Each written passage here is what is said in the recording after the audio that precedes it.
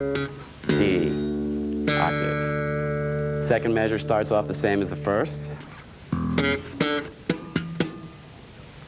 Then we're going to add some fills on the bottom end. Thumb, hammer on, 5th fret to 7th fret on the E string, A to B.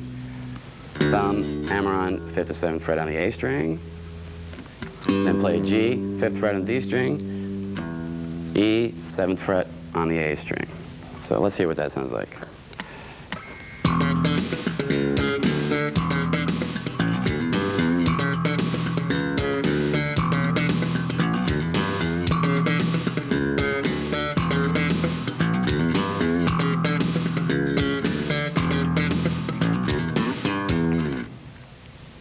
The last thing I'd like to talk about in terms of slap style playing is a technique called left hand muting. We're going to start using our left hand to generate some percussive notes, as we have done so far with the right hand. We're just going to use the left hand to slap the bass like that. So let me show you some exercises that could get you comfortable with that technique. The first one, we'll just play an open thumb note, then we'll slap the bass with our left hand, thumb again with a muted note, so you'll keep your left hand down, and then a 4th note, thumb open. So that's 4 16th notes.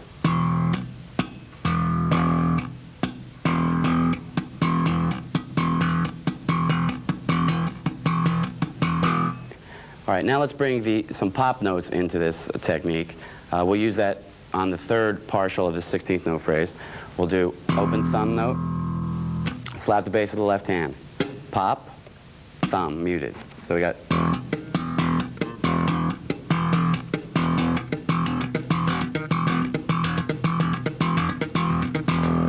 All right, lastly, let's try to put the pop note 4th, and we'll play an actual note. We'll play a D on the 7th fret of the G string. Okay, so we'll have thumb, slap with the left hand, mute, pop the D.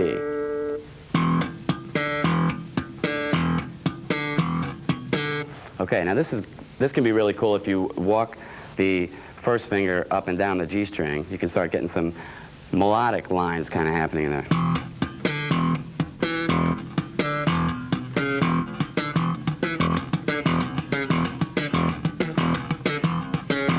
Okay, so you can experiment with that and see where it leads you.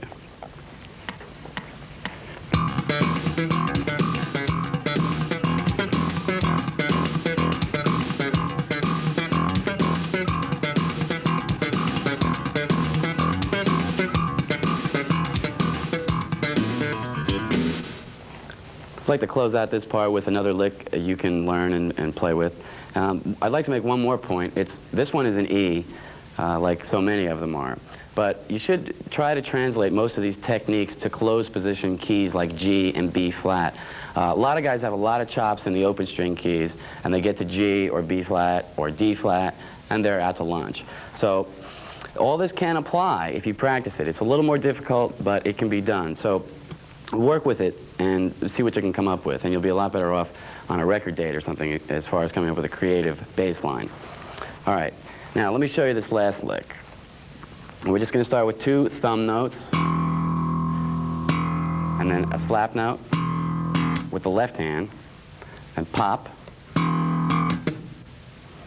Then we're going to play a C sharp with our thumb and slide up to D. Now let's do that again and add a ghost note with the thumb after the D. And then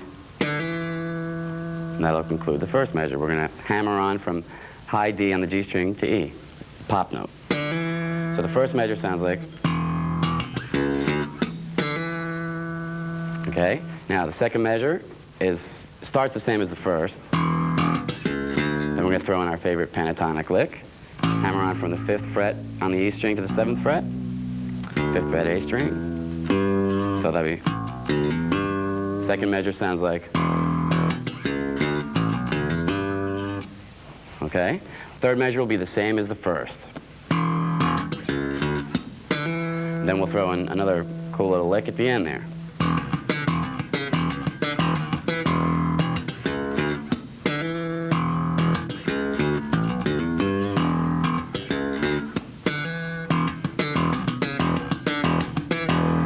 Okay? That's the whole lick.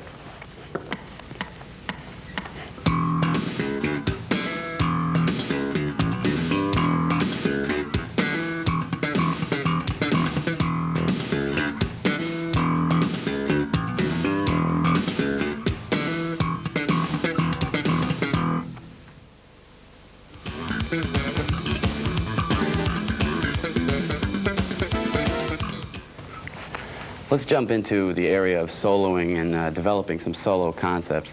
And maybe I can give you some ideas about what you can do if you're ever stuck in a rut and you want to get some fresh ideas happening.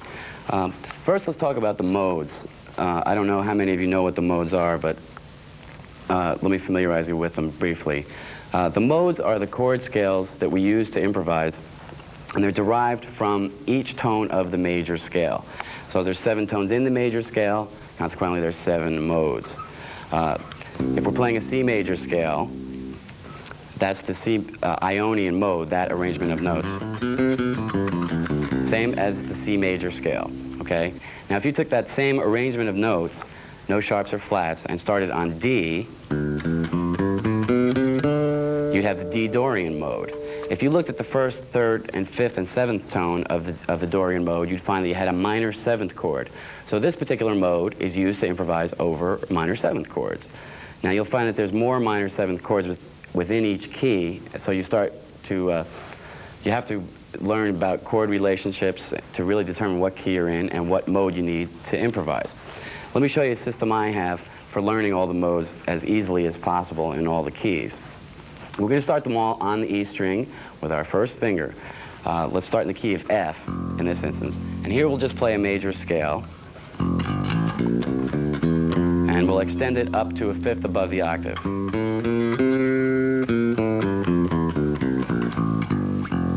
Okay. Then we'd move to the next tone of the F major scale, which is G, and we can play the Dorian mode.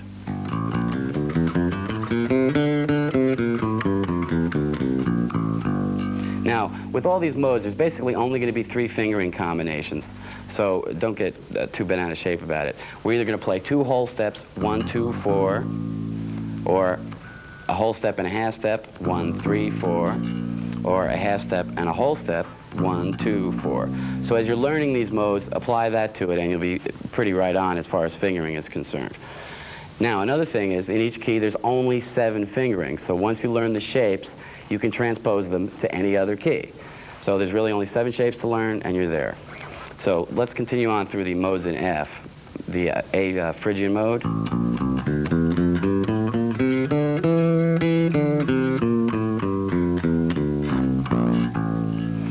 Okay. B flat Lydian. It's a lot like a major scale with a raised 4th.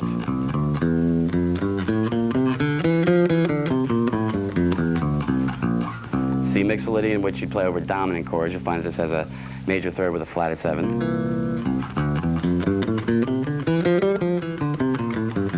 A lot like a major scale also, with that flatted 7th in it. D Aeolian. And then E Locrian.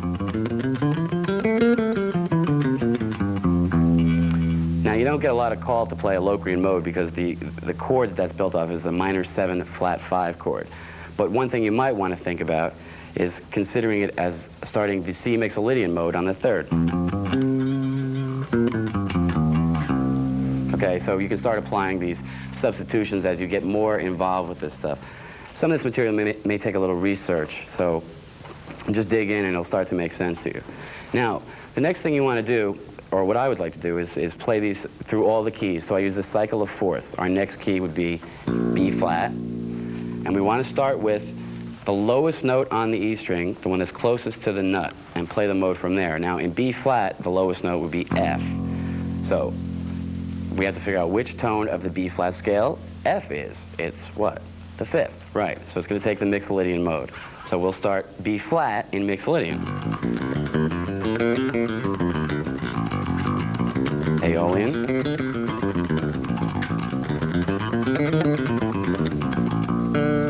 Etc.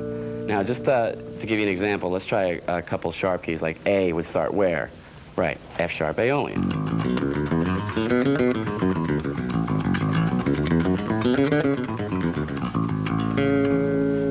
Etc., etc. Okay, now let me show you a couple exercises I do with these to get familiar with them and go through the keys.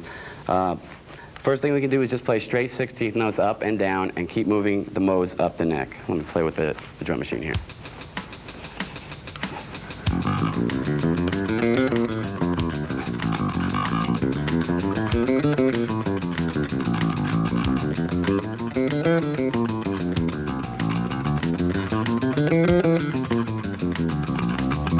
That's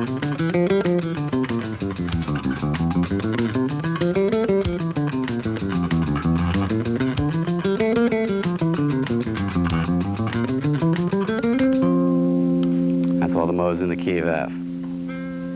If you can take this through all the keys, you'll really start to get a good understanding of keys and key relationships, chords, and their chord scales, and you'll really start to know the fretboard really well.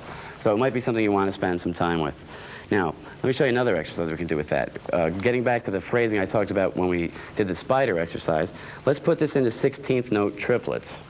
And to make it even a little more difficult, let's go up one mode in triplets, shift with our fourth finger, and go down the next mode. Then shift up with our first finger, etc. Let's see what that sounds like.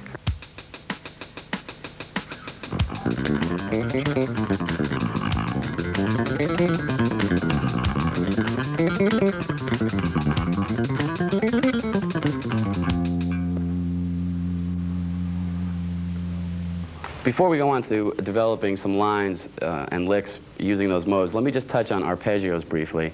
You can apply the same kind of system to those, and it will provide you with some vertical movement, which is really interesting on the bass because most bass players play very much from a scale perspective. So if you can start working some arpeggios into your playing, it'll sound great. Then let me just give you an example of, for instance, G major 7 with that same approach. Playing all the inversions starting with the one closest to the nut. Now, the note in G major 7th that's closest to the nut is F sharp, the 7th. So we've got to figure out the four shapes for this chord. We'll start with the 7th. Okay, then we'd move up to root position, starting on the G. From the 3rd. And the 5th. Now that's the four inversions of a G major 7th. Now let's run those together, see what it sounds like.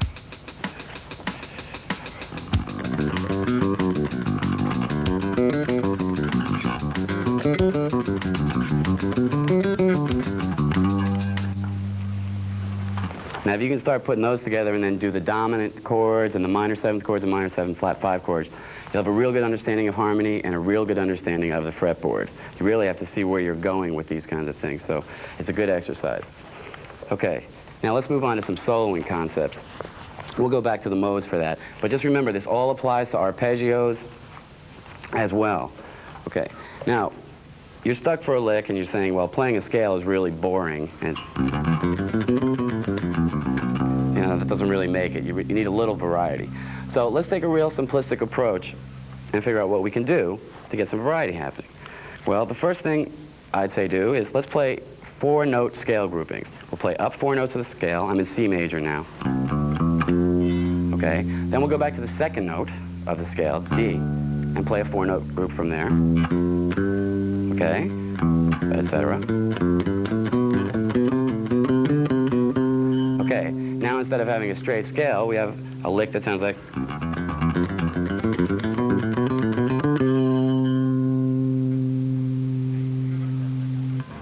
Now you can reverse that lick on the way back and do the same thing. Say we're starting on the 5th of C.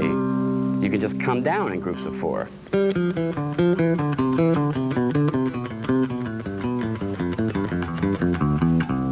Okay. Let's see what that sounds like in context.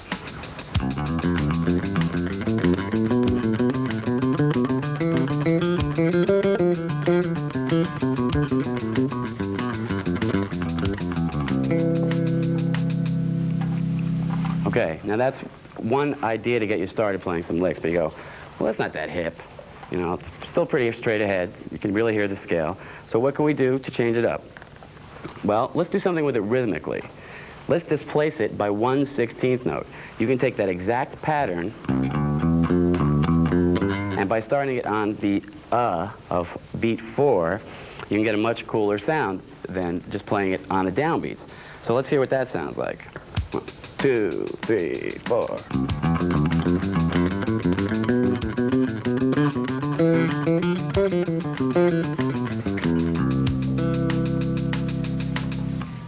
All right, so now you can go anywhere with that idea. You can start on the E of 1, displace it 1/16th note the other way. 2, 3, 4.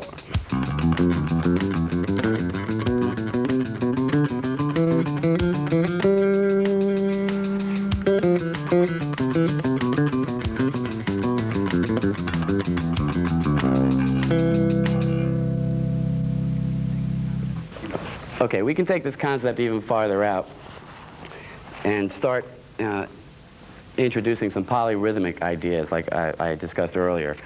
And we can take these 4-note groups and play them as 16th note triplets, where the accent will be changing every beat, and it's going to be the exact same pattern, but it's going to feel weird rhythmically, so you should work with it slowly at first. Let me play it as 8th note triplets first, and then 16th note triplets.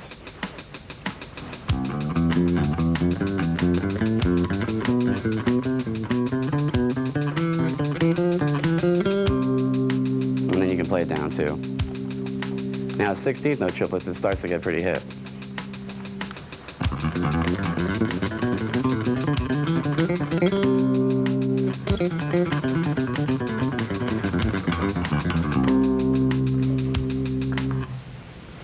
Okay, now that's a lot of material right there. Remember, apply it to the arpeggios and all the different modes, and you'll have a wealth of solo material. As you continue experimenting with melodic ideas, just bear in mind, you can do any combination of notes. You can go up in groups of 4, and then down 4.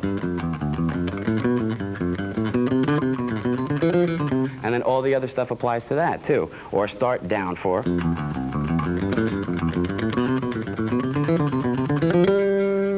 And again, the rhythmic variations apply, the 16th note triplets apply. So just from those 3 patterns, we've got about 40 licks to deal with. Now, if you really want to get strange, you can get into some of the things like Jaco did. His phrasing was based on 5-note groupings, but as regular 16th notes. So here's the next step we can go to. Instead of just 4-note groupings, we'll take it to 5-note groupings. So he would take a 16th note pattern. He would play regular 16th notes, but phrased in groups of 5. So he'd start the scale going down.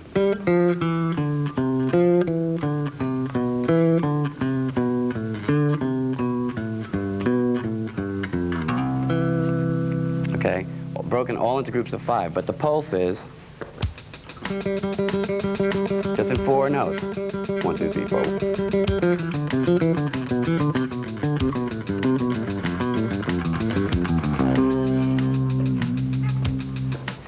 Okay, you can also extend this idea to 6 notes, and this works really well with the pentatonic scale, which is a 5-note scale, but if you add the low octave onto it, of the starting note, you can make it a 6-note pattern. Let's take the E pentatonic scale starting on A, on the 14th fret of the G string. Play the E pentatonic, right down. E, excuse me, A, G, E, D, B, A. Now that same configuration of notes will happen here, starting on G, then on E, D. Now, if you play that straight down, it starts to become a pretty cool lick for descending.